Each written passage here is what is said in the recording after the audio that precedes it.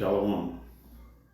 I'm the brother Thawalai, back again to bring out a lesson in the spirit of Yahweh Hashem Yahweh Shai, praying that that lesson be edifying to the flock.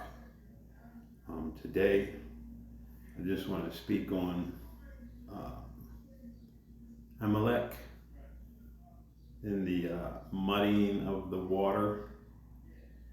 Just, as a man, my personal thoughts on a term the Germans used to use, and we won't say it for purposes of not having the video taken down, but if you fly a instrument that used to have a string attached to it, it would sound a lot like that, but it would be just K-I-K-I. They've really muddied the water when it comes to, looking up what the term actually meant.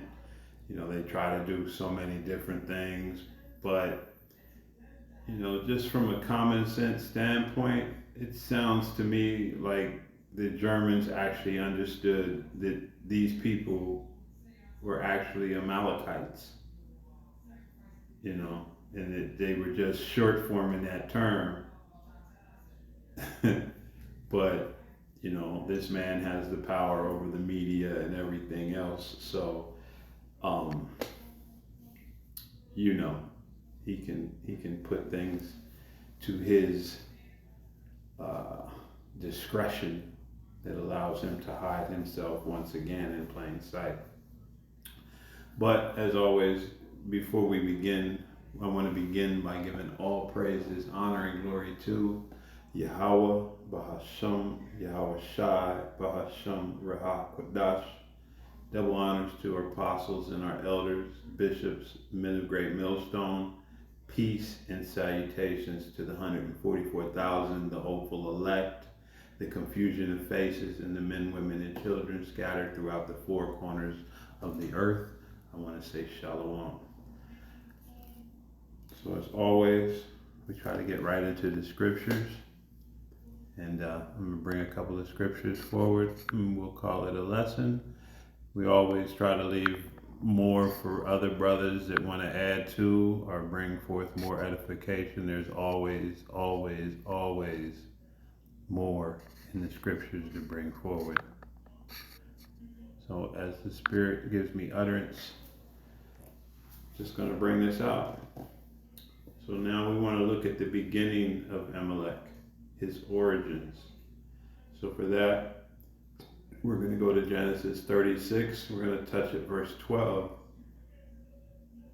And Timnah was concubine to Eliphaz, Esau's son. So now we have a progenitor, Esau, and his son was Eliphaz. And she bare to Eliphaz Amalek. These were the sons of Adah, Esau's wife. So here we have the origins of Amalek.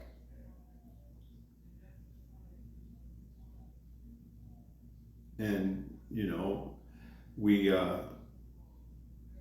you can dig deeper to find out more, I'm sure.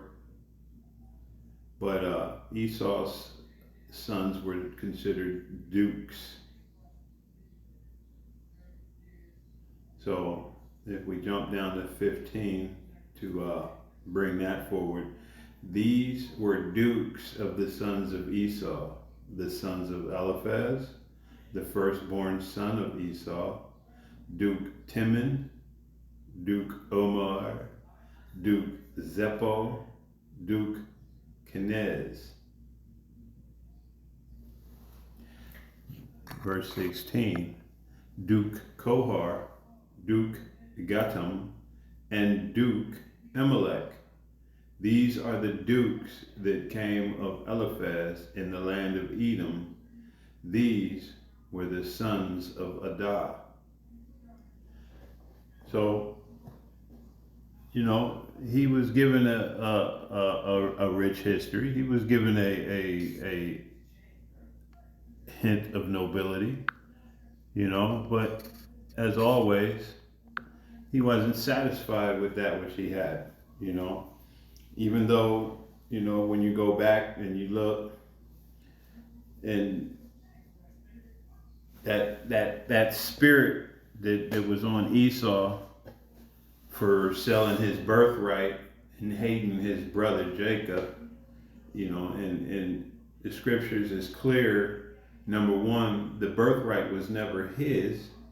That was determined from on high before they were even born, you know. And matter of fact, we'll go ahead and get that real quick before we move on forward. Give me a moment if I may.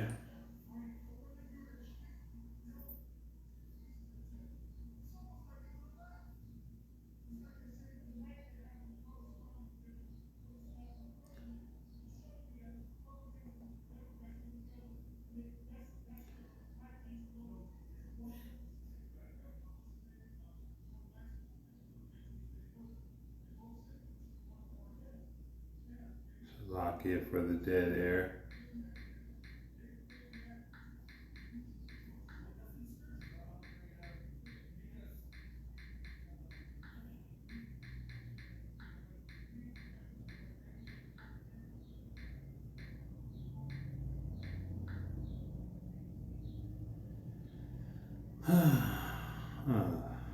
Slovakia.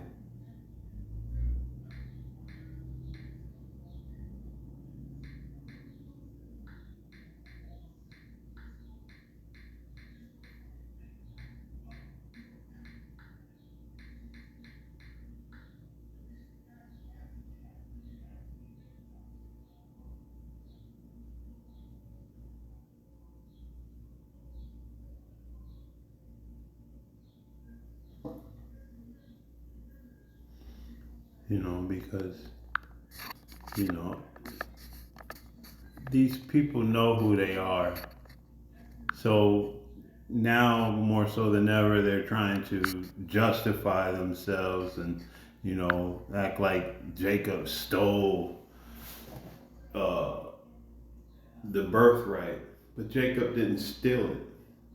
This thing happened the way Yahweh Shem Yahweh Shai had it written that it would happen. He determined the manner in which his words would be made manifest. And this is Romans 9 and 11, and it reads, "For the children, being not yet born, neither having done any good or evil, that the purpose of the Most High according to election might stand, not of works, but of him that calleth.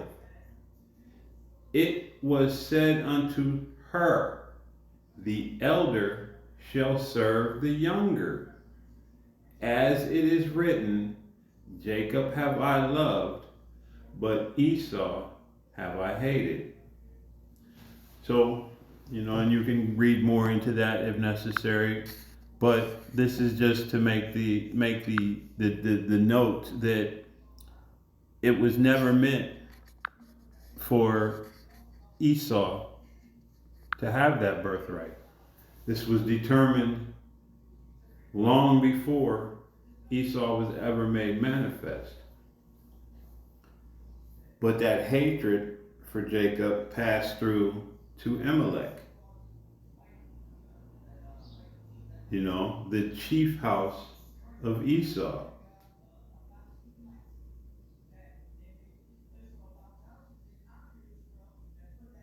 I mean, we understand through this truth that, Esau is, Salakia, Amalek, the grandson of Esau, is the one who received the blessing, so to speak, of Esau.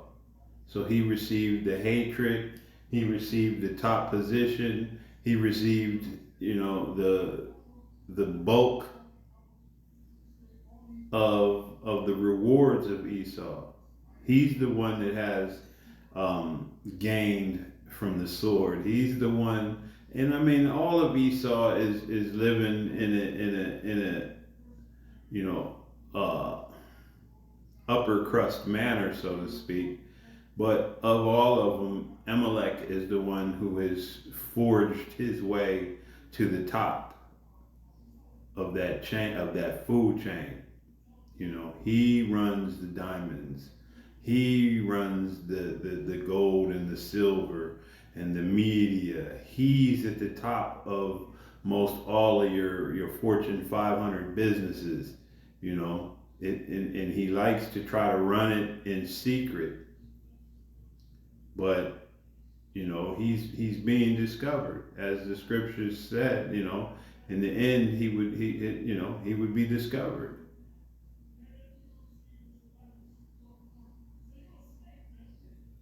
And Amalek, like I said earlier, he has always had that anger against us.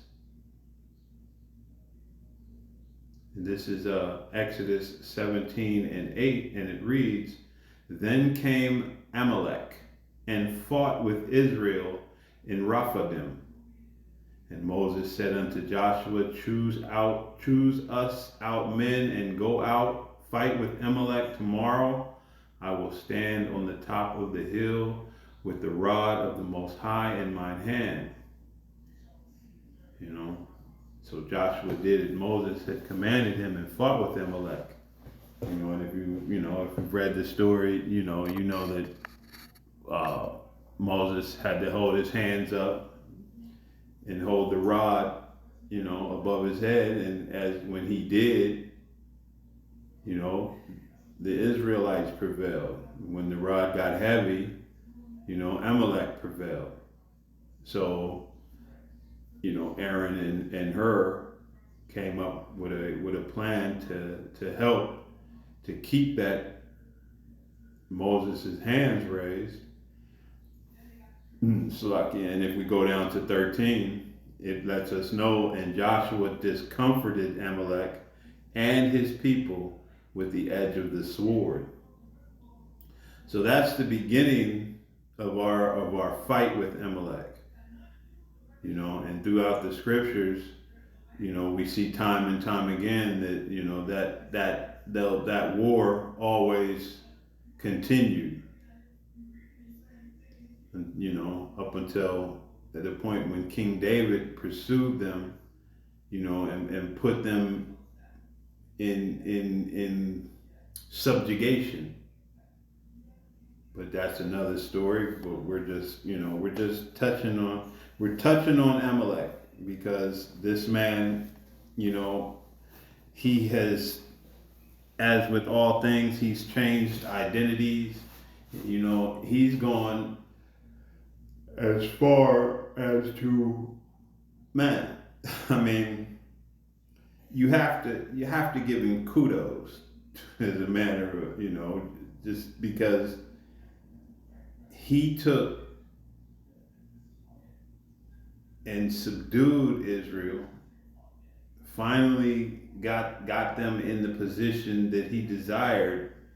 And then once he had that, he actually brought forth himself and called himself the Israelis, Salaki, because he knows he can't truly declare himself to be, Israel. He has to, Salakia, he has to figure little ways to get around things. So, he knows he's not Israel, so he doesn't call himself Israelites. He calls himself Israelis. He knows different things don't apply and don't fit him, so he conjures up different ways to make himself appear to be something he's not. Like, well, if I'm living there, then that must make me the people. And if I've been there for this amount of period of time, I have to be them, But the scriptures tells us that all Israel will return to the land. You know, that through Yahweh Shai, by Yahweh, through Yahweh Shai, all Israel would return and be in peace. And well, we haven't seen that as of yet. You know, we haven't witnessed that happening.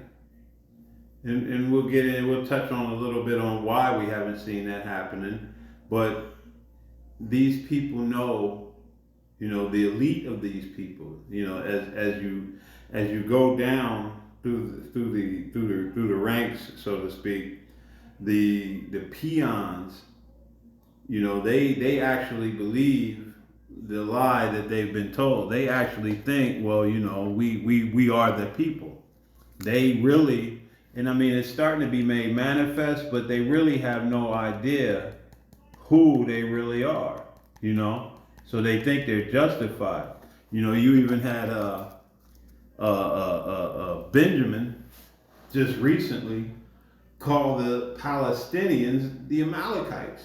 You know, they're still trying to, you know, like a ventriloquist, you know, throw their identity over somewhere else, because that identity is being made manifest in the land once again, you know, through the spirit and prophet of the apostles, the elders, the bishops, and the men that bring out this truth.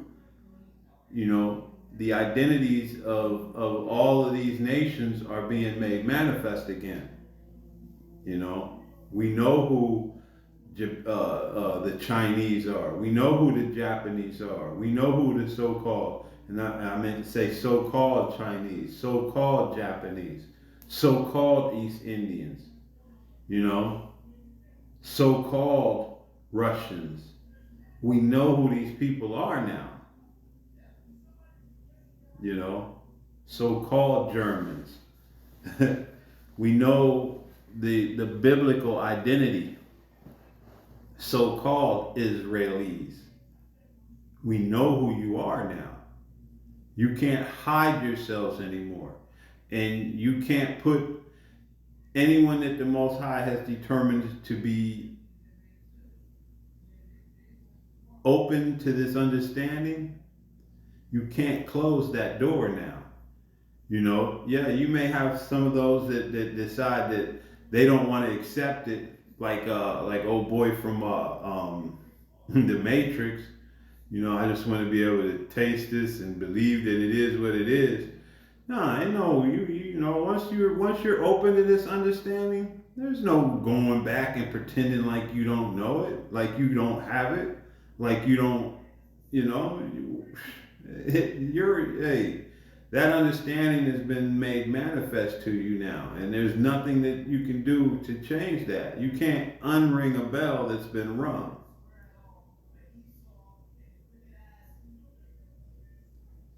So, you know, hey, the Most High has determined things for Esau, and for Amalek even more so. Even more so.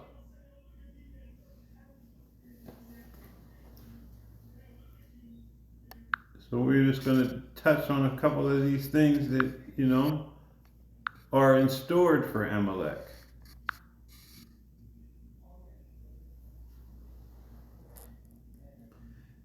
And, you know, one thing we've noticed throughout these, you know, these scriptures, the Most High is telling Israel, remember. Remember. You know, and Deuteronomy 25 was an interesting chapter, because throughout the chapter, you know, we're told different things of the law, things that displease the Most High. You know, and then we get to verse 17, and it reads, Deuteronomy 25 and 17, remember what Amalek did unto thee by the way, when ye were come forth out of Egypt. And what did Amalek do? You know, what did he do? What did he do? How he met thee by the way and smote the hindermost of thee. So he didn't come at the men. He came around and came up on the backside. Even all that were feeble behind thee, when thou wast faint and weary, and he feared not the Most High. Now, who does that sound like? I mean, nothing has changed. What's he doing over there right now to people who are defenseless? He's slaughtering them like cattle. This devil has not changed. His identity is clear. You know, hey, just like there were signs to identify who Israel really is and who Israel would be in these latter days, and how we were given these signs that once we were allowed to come back into an understanding, we would it would help us to identify ourselves. And we don't like to use the terms woke, so because that term has been hijacked as always by these devils, man, and by people that are truly not woke. So, this is why I attempt to bring other words that relay the same idea, but nevertheless, we don't, we just, that term has been taken over.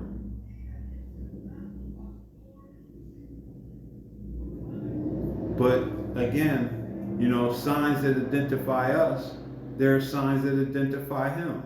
A cowardice nature, a warlike nature though, but not one that would run up on men of equal stature and ferocity, one that would cause him to slide behind people, come up on people when they're weak, when they're weary.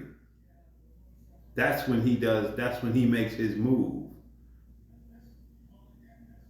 And we see that, how can the people who claim so much atrocities cause so much atrocities? You got to ask yourself, if so much was done to you, how could you in fact do this level of wickedness to another people? While always claiming to be the victim, as the elder always says, Elder Malcolm, the victim villain. And that's what you people attempt to make yourselves out to be, You're always the victim. But everything is being made manifest of your lies, of your treachery, how you like to throw the stone and hide your hands. And first and foremost, who you truly are. As I stated in the beginning, I believe the Temanites actually understood something about you. And you may not be able to find anything about that now, because as always, those who are in control the media, so they can muddy the water and change things and hide things and keep things concealed. But it just seems ironic, fitting, too close to home, that your true identity would be masked in a so-called slur. But nevertheless, we're going to keep moving forward.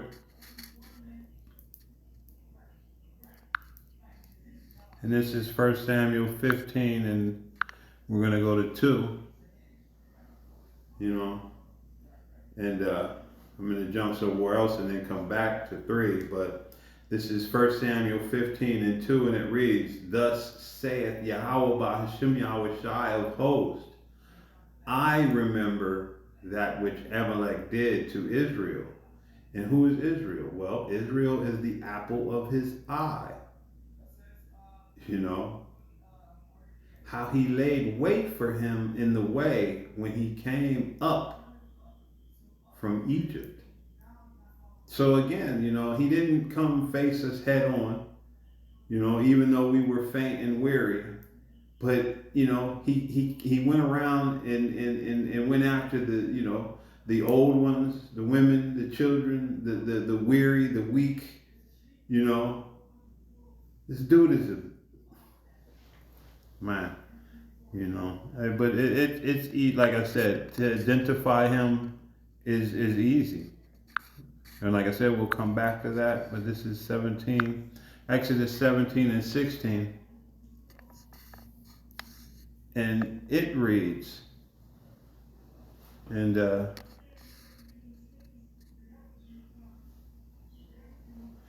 I'll start at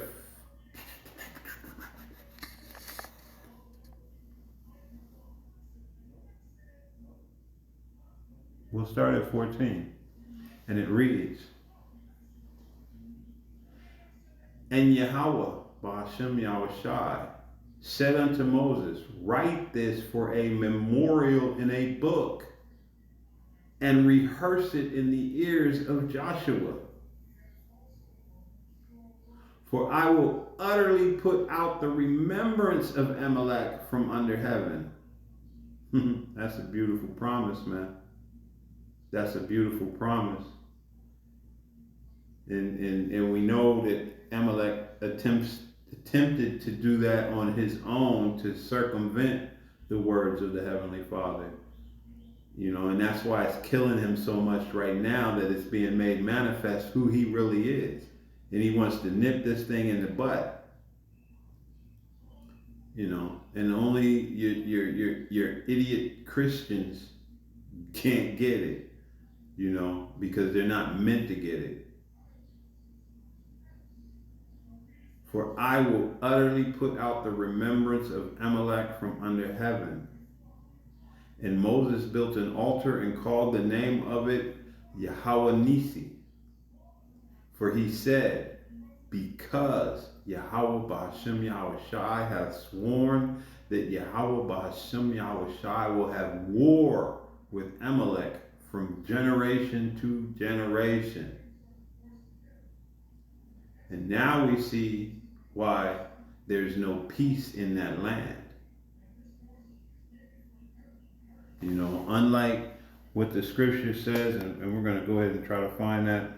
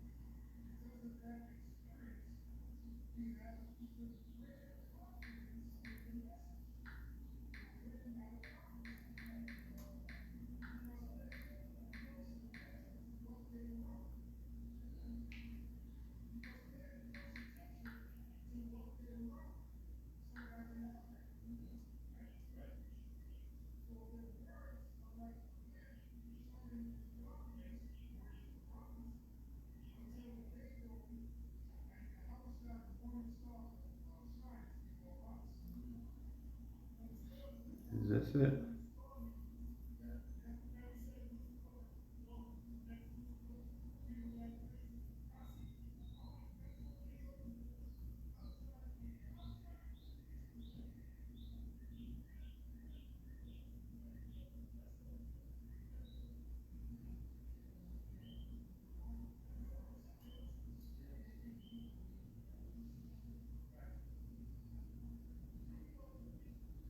Salaki again.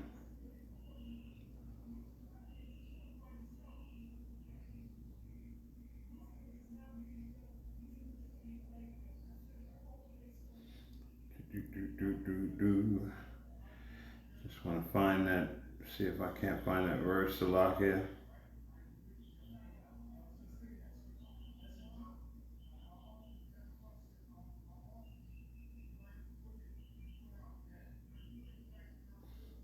I think this is it.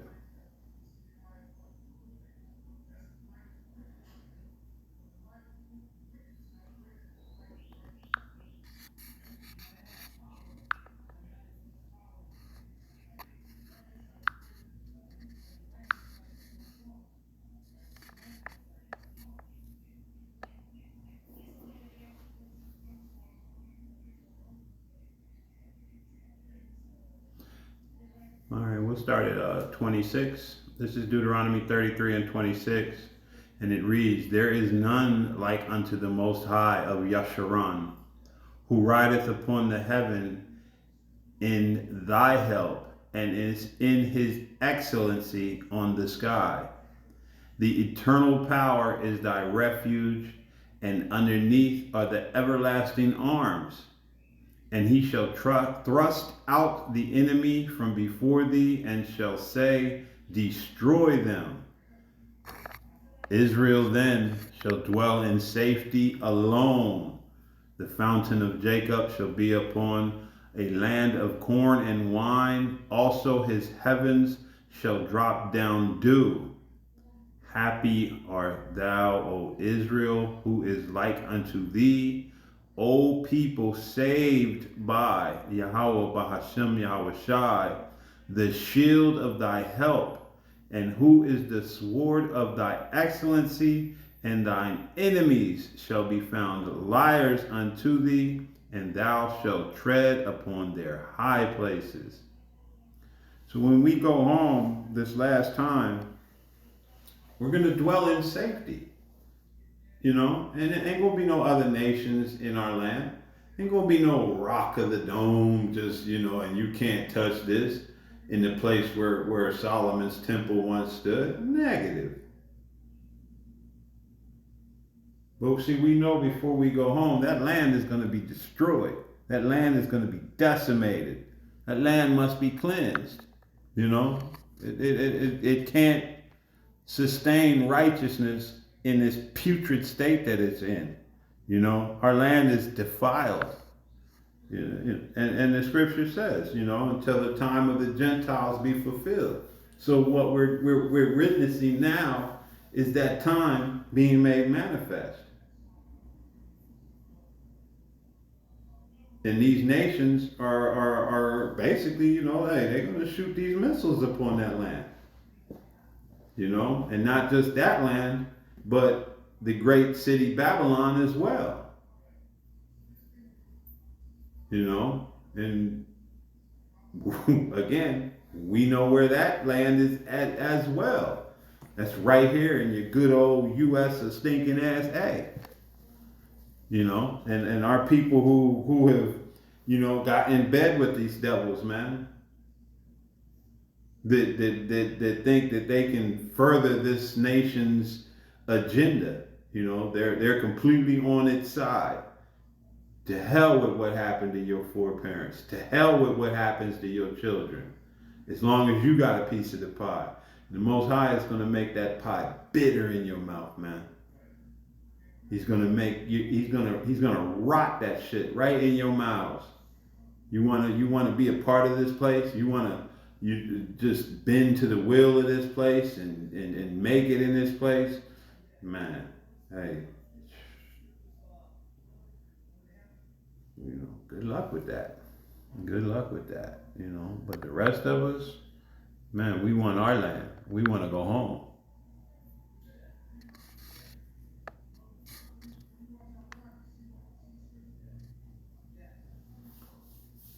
So now we're going to go back to verse 3.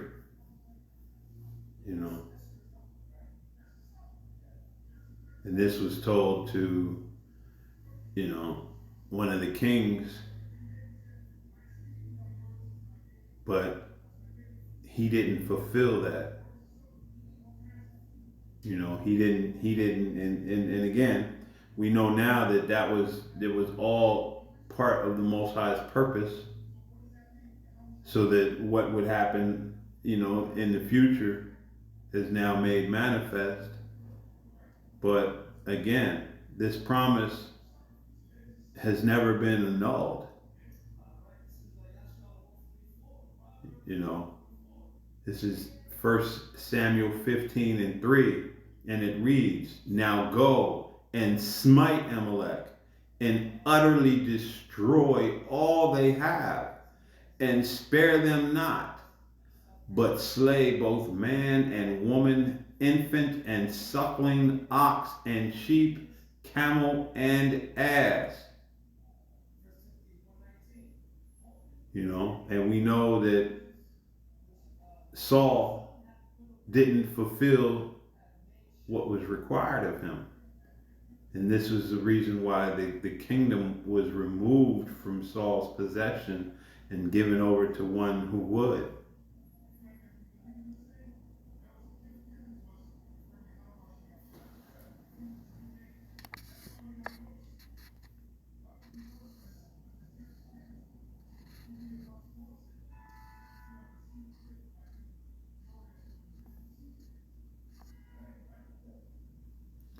So, we know Paul did it, Saul, Salakia, he did slaughter, but he didn't do as he was commanded to do.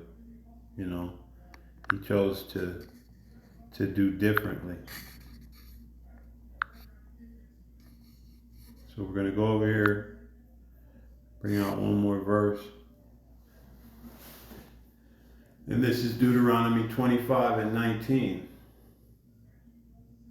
And again, we read earlier 17. So we're going to start at 18. Matter of fact, we'll go all three of them. Then we're going to close out. And this is Deuteronomy 25:17 again. And it says, "Remember what Amalek did unto thee by the way, when ye were come forth out of Egypt, how he met thee by the way, and smote the hindermost of thee, even all that were feeble behind thee, when thou wast faint and weary, and he feared not the Most High. Therefore it shall be, when Yahweh Ba'ashem Yahushai thy power hath given thee rest from all thine enemies round about, in the land which Yahweh Ba'ashem Yahushai thy power giveth thee for an inheritance to possess it, that thou shalt blot out the remembrance of Amalek from under heaven, thou shalt not forget it." So again, things being remembered, things not being forgotten. And the time is getting ready to come upon us again. And this time,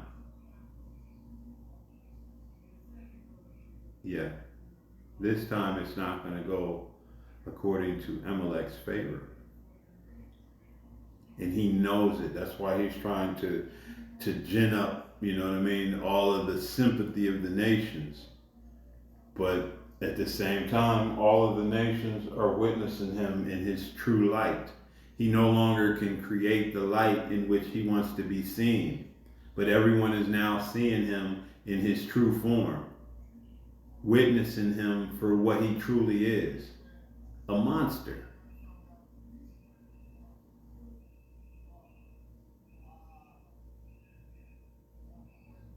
And, the Most High's words never change.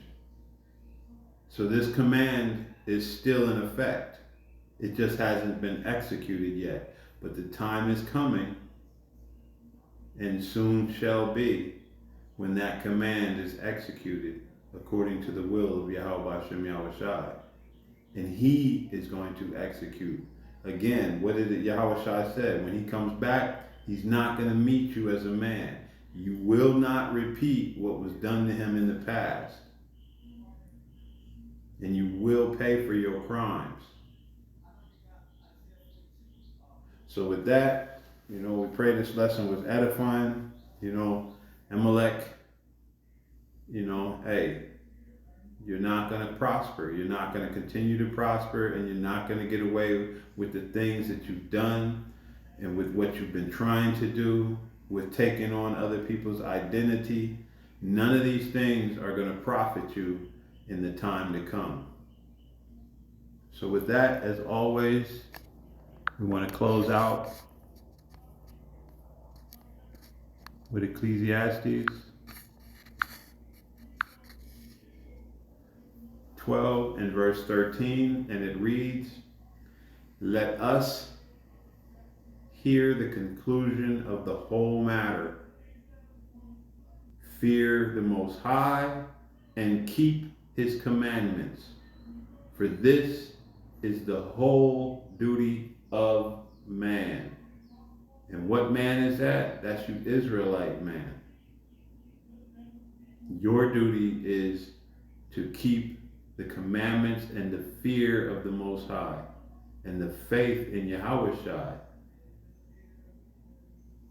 So with that, I want to give all praises, honor, and glory once again to Yahweh, Bahasham, Yahweh Shai, Bahasham, Raha Kodash, and double honors to our apostles, elders, our bishops, the men of Great Millstone, peace and salutations to the 144,000, the hopeful elect, the confusion of faces, the men, women, and children scattered throughout the four corners of the earth. I want to say Shalom and Wa Abba Babal. Shalom.